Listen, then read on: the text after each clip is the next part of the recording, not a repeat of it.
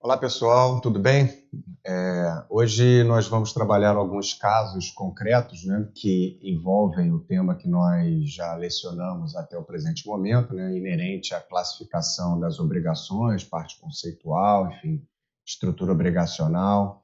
E temos alguns casos para trabalhar e desenvolver aqui. A resposta desses casos estão tanto na doutrina como na própria jurisprudência dos tribunais superiores e do tribunal aqui do Rio de Janeiro. São casos que às vezes se colocam como pontuais, então os acórdãos que eu selecionei, alguns são mais antigos, até porque não é toda hora que isso para na justiça, enfim, ou sobe ao STJ. Então, mas são casos interessantes, são casos que podem, enfim, envolver uma demanda judicial e que é importante vocês terem o conhecimento acerca desses assuntos. E o primeiro caso que a gente tem para trabalhar aqui envolve aquela parte da matéria que nós trabalhamos acerca das obrigações próprio terreno versus as obrigações pessoais, né? A gente disse aqui, né, que o direito das obrigações ele gera esse vínculo de natureza pessoal, onde o credor pode exigir coercitivamente o cumprimento de uma determinada prestação, né? Isso envolve a participação em regra do Poder Judiciário nessa cobrança, né? Em algumas situações nós temos a autotutela, a autoexecutoriedade. E, enfim, dentro dessa possibilidade do direito obrigacional, nós temos essas figuras híbridas, né, que transitam ali pelas obrigações com eficácia real, os ônus reais, a subrogação real, e temos também as obrigações próprio terreno. Que são obrigações da própria coisa, como nós já desenvolvemos aqui. O dever de prestar não surge da manifestação de vontade, né? Surge do simples fato da pessoa ser titular de um bem imóvel, por exemplo, né? Então, cota condominial, IPTU, lei de vizinhança, são alguns tipos de obrigações próprio terreno. E aí o nosso primeiro caso envolve justamente essa discussão se essa prestação que deve ser cumprida pela pessoa é uma obrigação próprio terreno ou não. Porque nós já falamos aqui, vocês já estudaram também, que a obrigação próprio terreno, quando ela é inadimplida e o bem vem ser transferido a terceiro, isso se torna um ônus real, né? Um ônus que cerca a coisa. A coisa tem seu bônus e tem seu ônus. E o fato de ser um ônus real é justamente essa questão da ambulatoriedade, né? Seguir com a coisa e repercutir na esfera patrimonial de terceiros, eventuais adquirentes desse bem. E esse primeiro caso que nós temos aqui para trabalhar envolve justamente essa questão. Essa prestação aqui que nós vamos desenvolver é uma obrigação próprio terreno ou não? Então diz lá o nosso caso aqui, eu vou ler para vocês, está na tela, mas vou ler para vocês. Acompanhe, por favor. Sandra propôs demanda de obrigação de fazer, combinada com inexistência de débito, em face de Águas do Barreto. Alega que adquiriu em agosto de 2015 o imóvel onde reside atualmente e que teve seu serviço de água e esgoto interrompido abruptamente em razão de suposta dívida perante a ré. Afirma que o período da suposta dívida é anterior à aquisição do imóvel, não sendo de sua responsabilidade adimplir com tal pagamento. Isto posto, verifica-se que o corte no fornecimento foi abusivo e ilegal, devendo ser prontamente restabelecido. Né? Essas são as alegações aí da autora, dizendo que, enfim, adquiriu o imóvel, vem pagando suas contas de água regularmente, não sabia do débito pretérito e foi surpreendida por um corte, né, no abastecimento de água. E a empresa ré, em contestação, diz, né, que a cobrança e a interrupção no fornecimento são legítimas, pois ocorreu a sucessão aos antigos proprietários na obrigação de pagamento pelo fornecimento do serviço do imóvel. Por fim, sustenta que a interrupção do serviço está amparada no Decreto 553 de 76 e na Lei 8987 de 95, bem como também na exceção de contrato não cumprido. Então, os argumentos da empresa ré é no sentido de que, enfim, o serviço de água é prestado naquele imóvel, né? E, independentemente da sucessão de titularidade, o serviço continuou a ser prestado naquele mesmo ambiente e, em razão disso, poderia ser cobrado esses valores e não adimplidos, realizado o corte em face do atual proprietário. E a discussão é justamente essa. Esse tipo de prestação, ela é uma obrigação do próprio imóvel ou ela é uma obrigação de natureza simplesmente pessoal? Meus amigos, para nós vislumbrarmos aqui a resposta correta desse caso, a gente precisa simplesmente analisar se esse tipo de prestação se origina da própria coisa. Aquela coisa, para ela existir e para ela poder ser executável, ela necessita efetivamente desse serviço. Um apartamento, para ele ser um apartamento e se manter como apartamento, ele precisa ter um abastecimento de água, de energia elétrica? Não, né? Então, não é uma obrigação da própria coisa.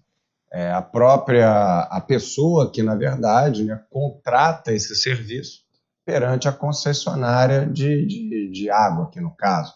Se ele tivesse mais de uma empresa fornecendo esse serviço, seja de água, de luz, o contratante poderia optar, né, entre as diversas empresas, como ocorre com a telefonia móvel, né, que você tem várias empresas que prestam serviço.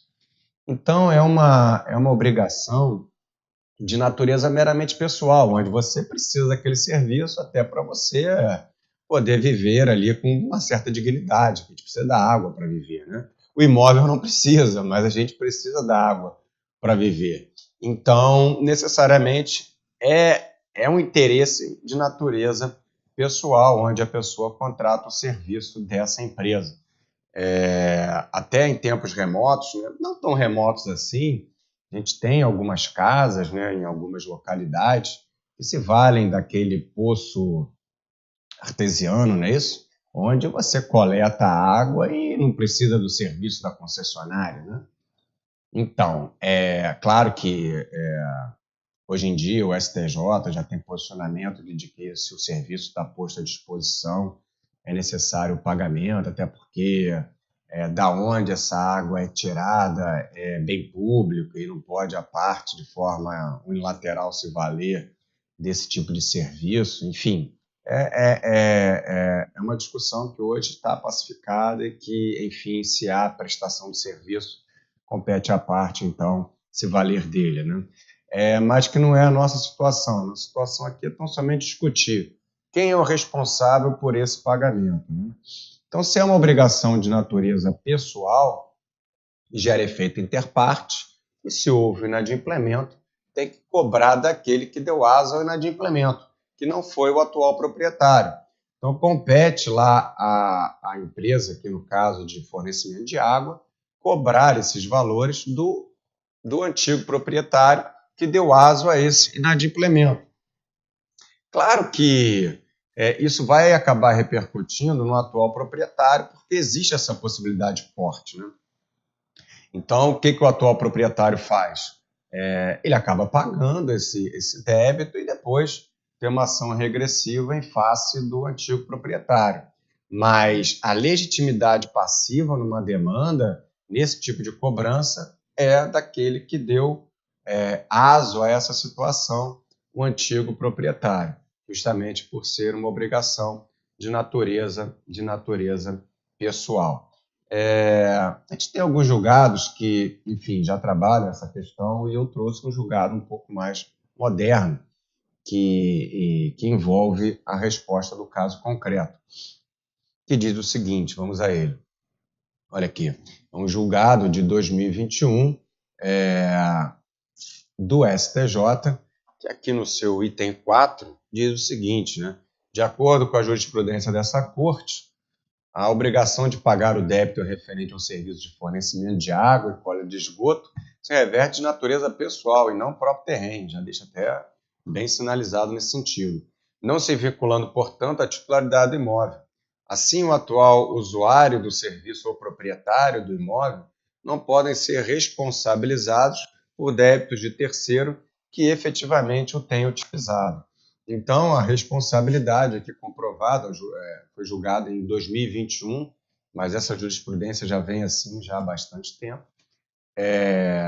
Então, a responsabilidade, como nós podemos concluir, é daquele que deu aso a essa situação. Um outro argumento que o nosso caso concreto nos coloca diz respeito aqui à exceção de contrato não cumprido, que está prevista no artigo, deixa eu colocar para vocês, está prevista aqui no artigo 476 do Código Civil. E diz lá o artigo 476 do Código, né? Os contratos bilaterais, nenhum dos contratantes, antes de cumprir a sua obrigação, pode exigir o implemento da do outro, né? O que acontece na exceção de contrato não cumprido? Você tem ali, como o próprio dispositivo já nos coloca, um contrato bilateral, né? O contrato bilateral é aquele que produz efeitos para ambas as partes contratantes, né? Não é o fato de ter duas pessoas no contrato que ele é bilateral, né? Mas sim a produção de efeitos, né? Enquanto que o usuário tem que pagar pelo serviço, aqui, né, com relação ao nosso caso, o usuário tem que pagar pelo serviço, a concessionária precisa disponibilizar água a esse usuário. Se fosse uma compra e venda de bem móvel, o comprador tem que disponibilizar a verba, enquanto que o alienante tem que entregar o bem. Então, são contratos bilaterais, prestações recíprocas, né? E quando você tem essa reciprocidade na prestação, a parte que ainda não cumpriu a sua não pode exigir a do outro, né? É claro que a lei, em algumas situações, ela sinaliza quem deve cumprir primeiro. A própria compra e venda fala isso em um de seus dispositivos, né? Que diz que se a venda não for a prazo, o primeiro deve se pagar para depois se entregar a coisa. Mas a lei sinaliza essa opção lá em um dos dispositivos da compra e venda. Se não há isso, o contratante pode alegar a exceção de contrato não cumprido. Então, ele vai dizer o seguinte: olha, ainda não prestei a minha porque a outra parte ainda não prestou. Simples assim. E aí surge, dentro do nosso contexto, esse argumento por parte da área de água, né? Dizendo que, como não houve o pagamento, ela não é obrigada a prestar o serviço. Então, ela alega também uma exceção de contrato não cumprido. E esse argumento por parte da concessionária, ele vai ser eficaz tão somente quando houver a notificação do corte, né? Então, não basta um inadimplemento por parte do usuário, né? O STJ tem posicionamento tranquilo nesse sentido de que, para o corte ser eficaz, por mais que seja um serviço essencial, e, enfim, já houve posicionamentos de ministro no sentido de que, por ser um serviço essencial, não poderia existir esse corte e tal, mas também, por outro lado, a concessionária não pode, né, ali desenvolvendo essa atividade privada, trabalhar política pública, né? Isso compete ao governo. Então, o corte é autorizado, mas tão somente quando houver uma notificação prévia, dando a oportunidade ao usuário de purgar a mora, não é? Então, a partir do momento em que é dado esse prazo, ele não é ali adimplido pelo usuário, aí, enfim, há eficácia e possibilidade no corte, e a exceção de contrato não cumprido, então, pode, enfim, produzir os seus efeitos. Então, meus amigos, resumidamente, com relação a esse nosso primeiro caso, a discussão envolvia: esse tipo de prestação é uma obrigação próprio terreno ou é uma obrigação natural? Em sendo uma obrigação natural, natural não, desculpa, uma obrigação pessoal, né? Em sendo uma obrigação pessoal, compete a quem pagar? Compete efetivamente a quem deu aso a esse inadimplemento. Agora, o corte, né, no serviço precisa dessa notificação prévia para que ele seja eficaz.